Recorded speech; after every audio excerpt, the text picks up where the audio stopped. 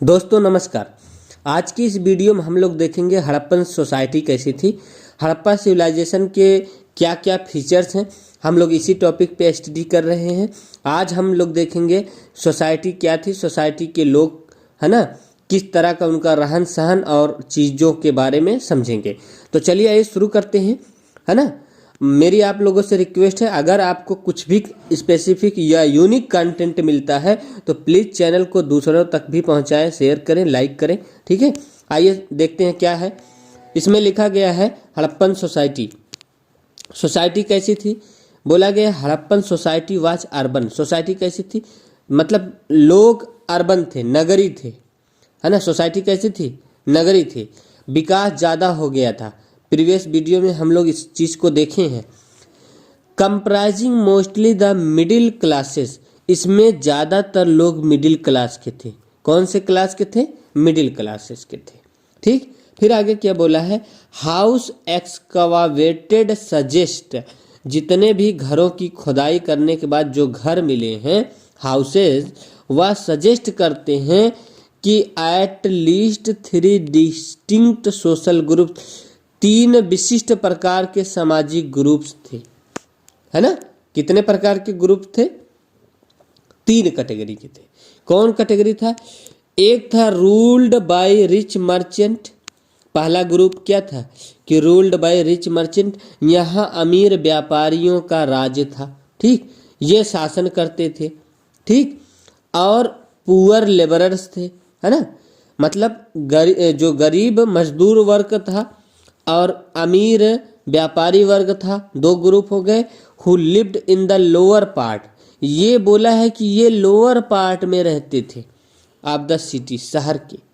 अब ये बात तो आपको समझ में आ गई है कि लोअर पार्ट क्या है। हमने बोला सोसाइटी 2 भाग में थी, एक ईस्ट भाग थी, दूसरा कौन था, वेस्ट भाग था। इसको ईस्टर्न माउंड बोलते थे, पूर्वी टीला बोलते थे। इसको वेस्टर्न माउंड, पश्चिमी टीला बोलते थे। पश्चिमी टीला को ही सीटाडेल यानी दुर्ग बोला जाता था, इसको जो है लोअर टाउन बोला जाता था। पूर्वी वाले क्या बोलते थे, लोअर टाउन, है ना। तो आई होप आप समझ गए। तो इसमें क्या बोला, however there is still no clear idea among historian, historian में आज भी एकदम क्लियर आइडिया नहीं है about the nature of inheritance in Harappan society, कि हड़प्पन सोसाइटी में जो इनहेरिटेंस था, है ना, विरासत जो था, ठीक है, वह किसका था, मेल का था कि फीमेल का था, मेल डोमिनेटेड थी कि फीमेल डोमिनेटेड थी। लेकिन जो मूर्तियां पाई गई हैं हड़प्पन सोसाइटी से, वह ये सजेस्ट करती हैं ज़्यादातर मूर्तियां मेल की नहीं पाई गई, फीमेल की पाई गई हैं, है ना। तो इसी बेस पे इतिहासकार कुछ ये कहते हैं कि सोसाइटी मैट्रिमोनियल थी, है ना। कैसी थी, मैट्रिमोनियल थी। मैट्रिमोनियल का मतलब मातृक थी, मातृ प्रधान, है ना, सभ्यता थी, है ना। ऐसा क्लेम किया गया इतिहासकारों के द्वारा। तो आई होप आप समझ गए इस बात को। तो बोला है, लेकिन आज भी, लेकिन ये बोलिए क्लियर जो है एकदम हिस्टोरियन में हो, क्लियरिटी हो, तो ऐसा नहीं है, है ना। तो इनहेरिटेंस, विरासत के बारे में क्लियरिटी नहीं है कि विरासत किसको दिया गया, मेल को दिया गया कि फीमेल को दिया गया, ये क्लियर नहीं है, बात समझे ना। लेकिन हमें जो मूर्तियाँ मिली हैं ज़्यादातर, है ना, कि फीमेल का मिली है। तो इससे ये पता चलता है, चाहे वो देवी देवताओं को, उसमें भी फीमेल की मूर्तियाँ ज़्यादा हैं, और ऐसे नॉर्मल तौर पे जो फिगर पाए गए उसमें भी महिलाओं की मूर्तियाँ क्या काफ़ी है, ठीक है। तो आइए इसमें देखते हैं फिर क्या बोला है। हड़प्पन सोसाइटी वर, मतलब जो हड़प्पन सोसाइटी जो थे, है ना, यहाँ के जो लोग थे हड़प्पन, उनको ही हड़प्पन से बोलते थे। तो इसमें ये लिखा है हड़प्पन। जब भी हड़प्पन से लिखा हो इसका मतलब हो गया उस सभ्यता के रहने वाले लोग, और जब हड़प्पा लिखा हो, हड़प्पन सोसाइटी, तो इस मतलब ये हो गया कि उस सभ्यता संबंधी क्या समाज की बात कर रहा है, ठीक। और सिर्फ हड़प्पन लिखा है तो इसका मतलब वहाँ की जनता की बात कर रहा है, ठीक। तो ग्रेट एक्सपर्ट होते थे हड़प्पा के लोग, विशेषज्ञ थे। किस चीज में विशेषज्ञ थे? Parts wheel. ये लोग व्हील पे, व्हील क्या है मतलब जो चक्का होता है ना, इस तरह जो चक्का होता है जिसपे मिट्टी का बर्तन बनाया जाता है, ठीक, इस पाटर्स व्हील्स पे ये लोग बर्तन बनाते थे। पाटर्स मतलब मिट्टी के बर्तन बनाने में इनको महारत हासिल थी, ये एक्सपर्ट लोग थे। अच्छे क्वालिटी का बर्तन, अच्छे डिजाइन के बर्तन बनाते थे उस समय, है। But were poor in artistic were of stone, लेकिन इनको पत्थरों की कारीगरी का अच्छा ज्ञान नहीं था। देखिए बहुत इंपॉर्टेंट लाइन है, कभी भी यूपीएससी पीसीएस या एसएससी पूछ देगी कि क्या इनको हड़प्पन लोग जो है पत्थरों के अच्छे कारीगर थे? जी बिल्कुल नहीं, मिट्टी के अच्छे कारीगर थे, मिट्टी के बर्तन के बनाने के अच्छे कारीगर थे। समझ गए ना? प्राइमरीली रेड ब्लैक पॉटरी, मुख्य रूप से इनकी जो पॉटरी मिली है वो रेड ब्लैक पॉटरी मिली है। जब ऐसा लिखा हो, रेड और ब्लैक लिखा हो, रेड ब्लैक, तो इसका ये मतलब हो गया बर्तन कैसा होगा? लाल होगा, और उस पर जो कलाकारी की गई होगी वो काले रंग से की गई होगी, इसीलिए इसको नाम दे दिया गया रेड वेयर पॉटरी। तो देखिए यहाँ क्या लिखा, रेड वेयर पॉटरी वाज मतलब पेंटेड विथ ब्लैक डिजाइन, उस पर काले रंग से डिजाइन बनी थी, है ना। इन डिजाइन में कौन कौन था? ट्री थे, सर्कल्स थे, ईटीसी, बहुत सारे जो है जीवों का भी डिजाइन बनाया गया था। लेकिन नॉर्मली जो पॉटरी पे बना था वह पेड़ पौधे और सर्कल वगैरह इस तरह के बनाए गए थे, ठीक है। ये ज़्यादा पॉपुलर वाले हैं। ऐसे तो और भी जीव जंतुओं के जो फीचर्स मिले हैं हम आगे चल के देख लेंगे, ठीक है। तो आइए देखते हैं पॉटरी रेडवेयर कैसा है। तो प्यारे बंधुओं, आपको हड़प्पन रेडवेयर यहाँ दिख रहा है, black and red and black ware दिख रहा है। देखिए लाल रंग का क्या है? बर्तन है।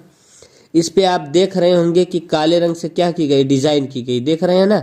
आपको ये चीजें दिख रही हैं कि ये देखिए इस पे जो है कुछ सर्कल नुमा अर्ध सर्कल बनाया गया है, ये पूरा ऐसे पीछे से आगे घूम के सर्कल गया होगा। तो ये जो डिजाइन बनाई गई है हड़प्पन सिविलाइजेशन में, तो आपको यही दिख रहा है कि कुछ जो है पत्तियां वगैरह, डिजाइन वगैरह ऐसे कुछ बनाया गया है। तो इसी को रेड वेयर बोलते हैं, रेड एंड ब्लैक वेयर। इसी को क्या बोलते हैं? Red and black ware. Shortcut में आरबीपी बोलते हैं, ठीक है।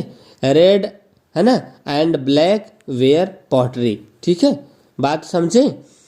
तो ये red and black ware pottery जो हड़प्पन की क्या है? विशेषता है। क्लियर है? आई होप आप समझ के देख रहे हैं बर्तन कितने एक्सपर्ट उस समय बनाते थे, ठीक है, मिट्टी के बर्तन। तो आई होप आपको एकदम अच्छे से ये बात समझ में आ गई। अब आइए आगे देखते हैं आगे क्या है और क्या क्या विशेषता थी सोसाइटी की। सोसाइटी की कुछ और विशेषताएं थी, जैसे कि some of these parts were used for storing grains और वाटर। कुछ बर्तन तो अनाज रखने के लिए बने थे, कुछ पानी रखने के लिए बने थे। बात समझ में आई? कुछ बर्तन में ज़्यादातर क्या लोग रखते थे? अनाज रखते थे उस समय, है ना, पानी रखते थे। लेकिन बोला गया है कि वाइल सम परफोरेटेड पार्ट्स, जो परफोरेटेड बर्तन होते थे, उनकी ये विशेषता थी कि probably used briefing fermented alcoholic beverage. यानी कुछ बर्तन ऐसे थे, जैसे आज हम लोग पार्टी करते हैं तो एल्कोहल वगैरह जो है तरह तरह के बर्तनों में सर्व किया जाता है, उसी तरह उस समय के लोग जो है पेय पदार्थ, है ना, जो एल्कोहलिक बीवरेज होते थे, है ना, एल्कोहल पेय पदार्थ होते थे, उसको सर्व करने के लिए स्पेशल तरह के परफोरेटेड पार्ट बनाए गए थे। बात समझ में आया? उसको एकदम सर्व करने के लिए एक नंबर का सुंदर सा, है ना, परफोरेटेड पार्ट्स बनाए गए थे एल्कोहलिक बीवरेज के लिए, यानी एल्कोहलिक पेय पदार्थों के लिए, है ना। तो कुछ स्पेशल पर्पस बर्तन, अनाज भी, वाटर भी और पार्टी वगैरह के लिए आज भी आप देखते हैं बर्तन जो है घरों में किन किन काम में यूज होता है, वो सभी काम में वो लोग भी यूज करते थे, है ना। तो आगे फिर क्या बोला? अलार्ट्स ऑफ टेराकोटा।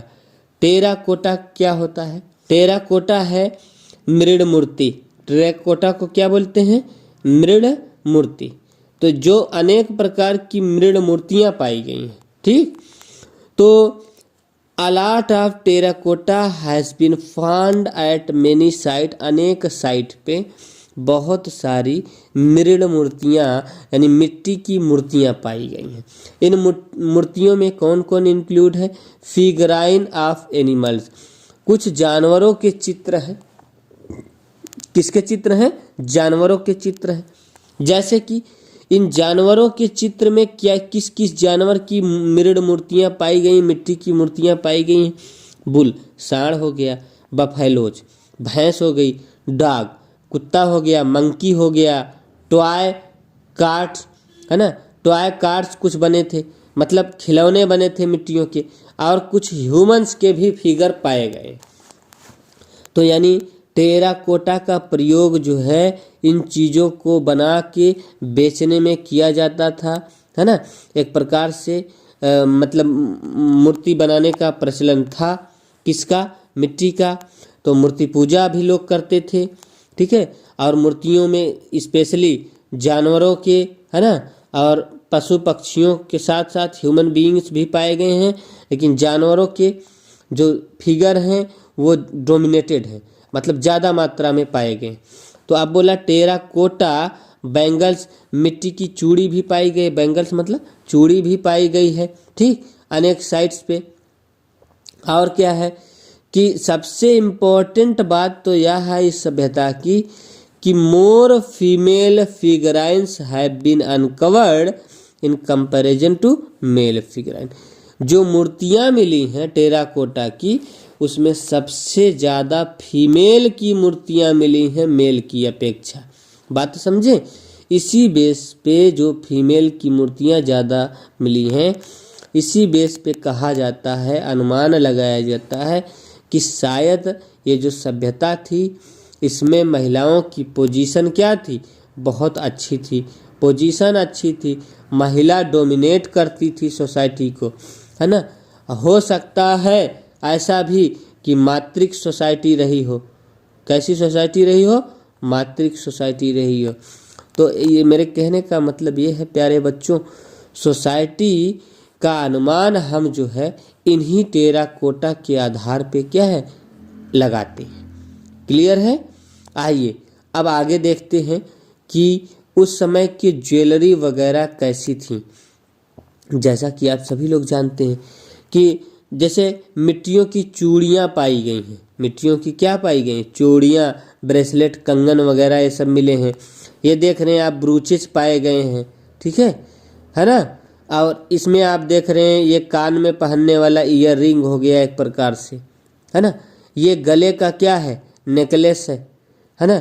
तो गले का हार हो गया, है ना। इधर भी आप देख रहे हैं कान में पहनने जैसा ये गले जैसा कुछ मिला है, इधर भी गले जैसा कुछ हार मिला है।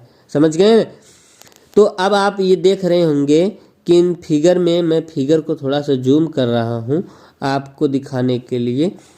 ये देखिए लगा है छोटा छोटा, इस चीज़ को बोलते हैं बीड। इसी को क्या बोलते हैं? बीड। हिंदी में बोलते हैं मनका। क्या बोलते हैं? मनका। तो मनका बनाने की फैक्ट्रियाँ बहुत पाई गई हैं। इससे ये पता चलता है कि मनकों का मार्केट में डिमांड था, मनका एक्सपोर्ट किया जाता था, ठीक है, इंपोर्ट किया जाता था, है ना, डिमांड के अनुसार। बात समझ गए? और आप ये देख रहे हैं तमाम प्रकार के जो हार्स हैं पाए गए हैं, ठीक। तो कहने का मतलब जो है ये आपको दिख रहा है माले जैसा जो है ना, मनके का बनाया गया।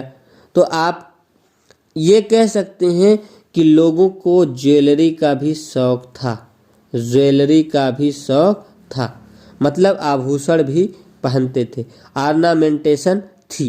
क्लियर है? बात समझें? इसमें जो जो अभी मनका है, मनका के साथ ये ज्वेलरी में किन किन चीज़ों का इस्तेमाल किए हैं? गोल्ड का किए हैं, सिल्वर का भी किए हैं। ध्यान दीजिएगा, गोल्ड का किए हैं, सिल्वर का भी किए हैं, है ना, इनका भी, और प्लस सेमी और प्रीशियस स्टोन का भी, पत्थर का भी यूज किए हैं। तो आई होप फ्रेंड्स आप समझ गए, है ना। आइए अब आगे देखते हैं आगे क्या क्या इसकी विशेषताएं और हैं। जैसे कि यहाँ पे लिखा गया है कि Harappan refined the art of bead making. मनका बनाने में वो एक्सपर्ट थे, एकदम फाइन मनका, मतलब बहुत सुंदर मनका बनाते थे। जो एंड ज्वेलरी एक्सकावेटेड इंक्लूड्स, जितनी भी ज्वेलरी खुदाई के दौरान मिली हैं उसमें कुछ ज्वेलरी गोल्ड के भी हैं, कुछ सिल्वर के भी हैं। बात समझिए। तो इससे यह पता चलता है सोना और चांदी का प्रयोग हड़प्पा के लोग करते थे। जी बिल्कुल करते थे, इसमें कोई डाउट नहीं। किस तरह के आभूषण मिले हैं? अभी हमने आपको बताया नेकलेस मिला है, ब्रेसलेट कंगन मिला है ना, पेंडेंट्स मिला है। पेंडेंट्स क्या होता है? गले में वो जो लटका रहता है गोल सा, है ना, पेंडेंट्स मिला है। आप देखें भी हैं, ब्रूचेस भी मिले हैं, ईयररिंग मिला है कान में पहनने के लिए, है ना, ब्रूचेस मिला है। आज भी हम लोग देखते हैं टाई वगैरह लोग पहनते हैं तो शादी के फंक्शन में जो ये पॉकेट के पास एक छोटा सा ब्रूच जरूर लगाते हैं। तो ऐसा ब्रूचेस भी हड़प्पन सोसाइटी में प्यारे मित्रों मिला है। तो आप समझ सकते हैं सोसाइटी एडवांस लेवल की थी, इसीलिए सोसाइटी को क्या बोला गया? अर्बन बोला गया। क्या बोला गया? अर्बन बोला गया। जैसे कि कुछ सोसाइटी के फीचर्स हमको कुछ साइड से मिले हैं, जैसे कि आपको यहाँ देखने को मिलता अल्लादीनो। अल्लादीनो कराची के पास में है। कहाँ है? कराची के पास में। यहाँ से बहुत सारा नेकलेस मिला है। क्या मिला है? नेकलेस। और नेकलेस जो था मेड ऑफ गोल्ड सिल्वर। किसका बना था? गोल्ड और सिल्वर दोनों का बना था। बात समझिए। तो प्यारे मित्रों बहुत सारे नेकलेस पाए गए हैं जो गोल्ड और सिल्वर दोनों के बने थे। उसके बाद कार्नेलियन पाया गया है। क्या पाया गया है? कार्नेलियन पाया गया है। सेमी प्रीशियस स्टोन, है ना, कुछ बहुमूल्य पत्थर वगैरह भी पाए गए हैं। तो हार इनके किसी देखा जाए तो कई प्रकार के धातुओं से बने थे, जिसमें गोल्ड सिल्वर के साथ साथ, है ना, कुछ कार्नेलियल जैसन पत्थर, सेमी प्रीशियस पत्थर, ये सब भी इंक्लूड थे। तो आई होप इन चीज़ों को आप अच्छे से समझ रहे हैं। फिर बोला है कॉपर का यूज करते थे, ब्राउन्ज का यूज करते थे, सिल्वर का यूज करते थे, गोल्ड का यूज करते थे। ये कुछ धातु थे जो हड़प्पन के लोग क्या करते थे? यूज करते थे। कैसे पता चला? क्योंकि भाई इनके जो है हमको टूल्स मिले हैं, चाहे ज्वेलरी के रूप में मिले, चाहे जो है किसी औजार के रूप में मिले। तो जो टूल्स मिले हैं इससे पता चलता है ये मेटल का प्रयोग यूज किया गया है। लेकिन कहीं से हमको अभी तक आयरन के साक्ष्य नहीं मिले हैं हड़प्पा की सोसाइटी से। इससे यह पता चलता है कि लोग आयरन से शायद परिचित नहीं थे, शायद उस समय आयरन नहीं था, इसलिए आयरन का एक भी एविडेंस नहीं पाया गया। फिर बोला there were also good at metallurgy. They were also good, है ना, वे बहुत अच्छे थे मेटलर्जी, धातु को गलाने में और धातु से प्रोडक्शन करने में, एलाय बनाने में, मिश्रण बनाने में वे एक्सपर्ट थे। क्या थे? एक्सपर्ट थे। तो आई होप फ्रेंड्स ये भी आपको समझ में आ गया। बोला है कि जो क्राफ्टमैन थे, जो कलाकार थे, धातुओं से बना के और पिघला के मिक्सचर से जो बनाते थे, ठीक है, वो एक नंबर के आर्टिफैक्ट मतलब आर्टिस्ट थे। प्योर कॉपर के साथ साथ ब्राउन्ज का भी यूज करते थे। यानी हमको ब्राउन्ज मतलब कांच का भी प्रयोग मिला है। किसका प्रयोग मिला है? कांच का। कांच के साथ साथ हमको कॉपर यानी तांबा का भी प्रयोग मिला है। तो यानी तांबा का भी प्रयोग करते थे और कांच का। तांबा प्योर भी मिला है और मिक्सचर भी मिला है। उसको क्या नाम दिया गया? ब्राउन्ज, है ना। तो ज़्यादातर जो ब्राउन्ज के जो टूल्स मिले हैं इसी आधार पे हम इसको क्या बोलते हैं? ब्राउन्ज एज, है ना, यानी ब्राउन्ज सिविलाइजेशन बोल देते हैं। कि ब्राउन्ज सिविलाइजेशन इसीलिए बोलते हैं कि टूल्स ज़्यादातर जो मिले थे कॉपर और टिन के मिक्सचर यानी ब्राउन्ज से बने थे, इसीलिए इस सभ्यता का नाम ब्राउन्ज सभ्यता भी कहा जाता है, यानी कांच सभ्यता भी कहा जाता है। जैसे कि क्या क्या औजार पाए गए हैं प्यारे मित्रों? स्पीयर्स मतलब भाला पाया गया, चाकू पाया गया है, स्वाड तलवार भी पाई गई, मिरर आईना पाया गया जिसमें फेस देख के चेहरा हम लोग आज देखते हैं, मिरर पाया गया, एक्सेस कुल्हाड़ी पाई गई है, नीडल्स मतलब सुइयाँ पाई गई हैं, है ना, रिंग मतलब अंगूठी भी पाए गए हैं, ठीक है, और बैंगल मतलब चूड़ियाँ भी पाई गई हैं। तो इससे यह पता चलता है कि इन तमाम चीज़ों का समाज में क्या है, प्रचलन था। ठीक है, लोग यूज करते थे अपने रोज़मर्रा के जीवन के लिए। और सबसे इंटरेस्टिंग बात तो ये है कि number of pure copper artifact was far greater than the alloys bronze one, कि आप प्योर जो कापर मिला है, कापर के जो प्योर कापर की जो धातुएं मिली हैं, है ना, औजार मिले हैं, वह एकदम सुपर क्वालिटी के थे, ब्राउन्ज से बहुत अच्छे क्वालिटी के थे। लेकिन ज़्यादा मात्रा में ब्राउन्ज मिला है, फिर भी ज़्यादा मात्रा में किसका टूल्स मिला है, ब्राउन्ज का। कापर के कम मिले हैं, लेकिन कापर के जो भी मिला है वह एक नंबर का सुपीरियर क्वालिटी का था। बात समझ में आई? तो फिर आगे क्या बोला है, आगे ये बोला है कि हड़प्पा के जो लोग थे, हड़प्पन जो पीपुल थे, या क्या क्या चीज़ यूज करते थे जनरली, है ना, जो गारमेंट थे इनके, है ना, वेशभूषा, है ना, कपड़े लत्ते, वह काटन और ऊल से बने थे। यानी काटन मतलब सूती और ऊनी दोनों प्रकार के कपड़ों का प्रयोग पाया गया है। इसी आधार पे कहा जाता है हड़प्पा के लोग कपास की शायद खेती करते रहे हैं, तभी तो काटन प्रोडक्शन करते थे। अब बिना काटन कपास की खेती के काटन से सूती कपड़ा कैसे बनेगा? तो यानी लोग कपास भी उगाते थे। तो जी बिल्कुल उगाते थे, इसमें शक की बात नहीं। ठीक है, तो कपड़े उनके अच्छे क्वालिटी के थे, समझ गए। फिर हड़प्पन के जो लोग थे नॉन वेजिटेरियन फूड, मतलब भाई शाकाहारी के साथ साथ मांसाहारी भी खाते थे। मांसाहारी में मछली खाना एक कॉमन सी बात थी। मांसाहारी में मछली खाना क्या है, कॉमन बात थी। यानी लोग फिश को बहुत पसंद करते थे, समझ गए ना। फिश के साथ साथ दूध और दही भी कंज्यूम करते थे, है ना। मछली तो खाते थे, मछली खाना कॉमन बात है, लेकिन दूध और दही का भी इस्तेमाल करते थे अपने भोजन में। फिर उसके बाद बोला है जो हड़प्पन सोसाइटी थी सिंध और पंजाब में, कहाँ, ये ध्यान दीजिएगा, बहुत इंपॉर्टेंट पॉइंट है, सिंध और पंजाब में ये बड़े पैमाने पर गेहूं और जौ खाते थे। क्या खाते थे? यहाँ सिंध और पंजाब में बड़े पैमाने पे गेहूं का उत्पादन होता था और जौ का उत्पादन होता था। आज भी देखिए पंजाब में अच्छा खासा गेहूं का प्रोडक्शन होता है। ठीक है, तो आप कह सकते हैं तो उस समय का पंजाब जो सिंध और पंजाब कहा जाता है, तो उत्तर ये जो आज के समय का पंजाब है ना, उत्तर में, है ना, नॉर्थ वेस्ट की तरफ इंडिया का, वो भी, और प्लस जो पाकिस्तान का पंजाब है, दोनों को इंक्लूड करके उस समय बड़ा सा पंजाब था, क्योंकि अनडिवाइडेड इंडिया था, समझे ना। तो पंजाब और सिंध से गेहूं और जौ के साक्ष्य मिले हैं और बड़े पैमाने पे मिले हैं। वहाँ की जनता गेहूं और बारले खाया करती थी, समझ गए। तो और बोला है कि जबकि रंगपुर और सुरकोतड़ा के लोग चावल और बाजरा ज़्यादा खाते थे। चावल और बाजरा, बारले का मतलब जव है, जबकि मिलेट का मतलब क्या है, बाजरा। तो ये जो रंगपुर और सुरकोतड़ा से साक्ष्य ज़्यादा इसके मिले हैं, है ना। जैसे रंगपुर से क्या भूसी के साक्ष्य मिले हैं, तो इससे ये पता चलता है कि इस एरिया में धान की खेती और बाजरा की खेती अच्छी की जाती थी। रंगपुर और सुरकोतड़ा, समझ गए ना। तो आई होप आपको एकदम बात क्लियर होगी। ठीक है, फिर आगे बोला है the Harappan script was pictographic.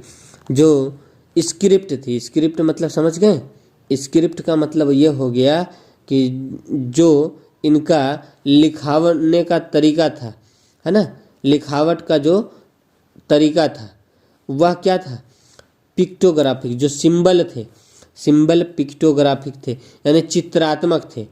आज जैसे हम लोग का लिखते हैं, है ना, ऐसे वे लोग अपनी भाषा में उसको चित्र के रूप में दर्शाते थे। और बोला लोगो सिलेबिक थे। लोगो सिलेबिक का मतलब सिंबल जैसा कुछ भाषा इनकी थी, सिंबल के रूप में। हर सिंबल का एक अपना अलग वर्ड होता था। हर सिंबल का अपना एक क्या है, अलग वर्ड होता था। जैसे कि एक सिंबल एक वर्ड के बराबर होता था, एक सिलेबल के क्या होता था, बराबर होता था। इसकी जो भाषा थी उसको हम लोग बुस्ट्रोफेडन बोलते हैं। क्या बोलते हैं? बुस्ट्रोफेडन बोलते हैं। बुस्ट्रोफेडन कैसे लिखी जाती थी? कहा जाता है कि ये पहले राइट से लेफ्ट लिखी जाती थी, राइट से लेफ्ट लिखी जाती थी, यानी दाएं से पहले बाएं और फिर बाएं से दाएं, फिर दाएं से बाएं, फिर बाएं से दाएं, इस तरह लिखा जाता था। बात समझ गए?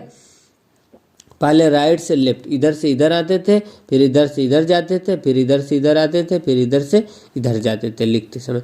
इस तरह का लिखावट उस समय प्रचलन में था, उसको नाम दिया गया है क्या? बुस्ट्रोफेडन। ठीक है। और लिखा गया है right to left and left to right in alternate line से, है ना, जैसा मैंने आपको अभी बताया। ठीक। फिर बोला है Harappan script has not been deciphered. जो स्क्रिप्ट है, जो लिपि है ना, आज तक ये इसको कोई पढ़ नहीं पाया है अभी तक। ठीक है, कि ये इस लिपि को पढ़ा नहीं जा सका है। तो पढ़ा नहीं जा सका है तो इसके अर्थ को समझ नहीं सकते हैं। तो जब अर्थ नहीं समझ सकते हैं तो गुत्थी सुलझ नहीं सकती है।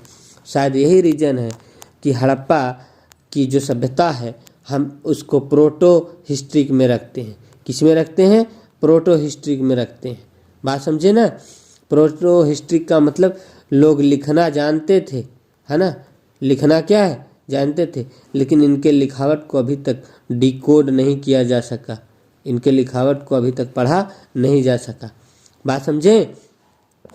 ऐसे समय को किस में रखते हैं? Proto historic. हिस्ट्रिक का मतलब जब लोग लिखना जानते थे उसको हम डिकोड कर लिए हैं। ठीक है, तो दोनों चीज़ें, या तो लिखना नहीं जानते थे या तो जानते थे, उनको डिकोड नहीं कर पाए। ठीक है, तो जिसमें नहीं जानते थे उसको प्री हिस्ट्री के रखे हैं हम लोग। प्रीवियस वीडियो आप लोग देख लीजिएगा, है ना, पाषाण काल वाले जितने हैं प्री हिस्ट्रिक साइट। और फिर क्या है? Proto historic. प्रोटो हिस्ट्रिक में क्या, जब उनको भाषा की पता थी लेकिन उसको डिकोड नहीं किया। अब हिस्ट्रिक का मतलब वो पीरियड जिसमें भाषा पढ़ी भी जा सकती, समझी भी जा सकती, उसका अर्थ भी निकाला जा सकता है। ठीक है, इसीलिए हड़प्पा की जो सभ्यता है वो एक्सकवावेशन बेस पे है। किसके बेस पे है? एक्सकवावेशन बेस पे। इनका पूरा इतिहास खुदाई के बेस पे लिखा गया है। किसके बेस पे लिखा गया? खुदाई। इनका और कोई एविडेंस नहीं, सिर्फ एक ही एविडेंस है। इसी को हम लोग अंग्रेजी में आर्कियोलॉजिकल एविडेंस बोलते हैं, यानी पुरातात्विक साक्ष्य बोलते हैं। तो आई होप बंधुओं आपको समझ में आ गया। अब अगले टॉपिक को हम लोग अगले वीडियो में देखेंगे, हड़प्पन इकोनॉमी कैसी थी। ठीक है।